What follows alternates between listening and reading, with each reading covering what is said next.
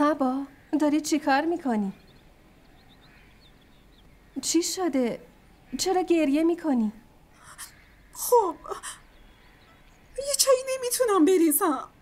من برات میریزم، اشکالی نداره. چرا اومدی تو آشپزخونه؟ به من بگو، خودم چایی درست میکنم. اگه میسوختی چی؟ خب اشکال نداره، درست شد. اینم از این. بفرما چاییت.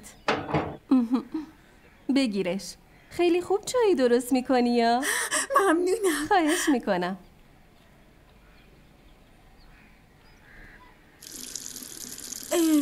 داری چی کار میکنی؟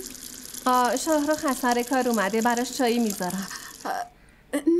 نه نیازی نیست. این چایو دارم برای اون میبرم. آره من برم.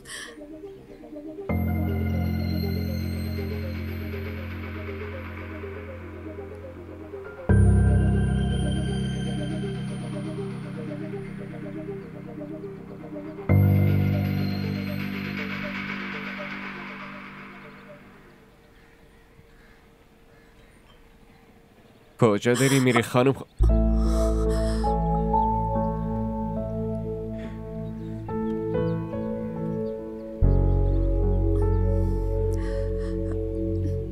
چای تو آوردی؟ پس زویا کجاست؟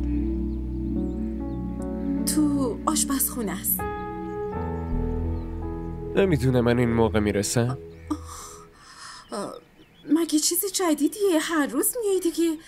چای تو بخور.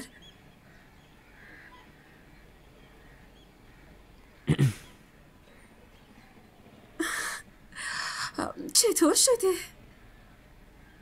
مثل همیشه عالیه. چای زویا که دیگه حرف نداره.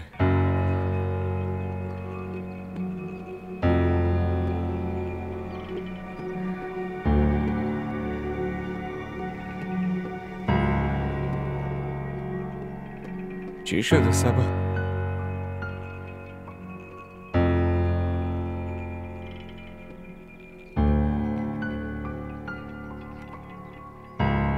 زویا؟ زویا؟ सजना वे दिल नहीं लगदा वे तेरे बाजू दुनिया तो कुछ नहीं सजदा वे रावो चकलो के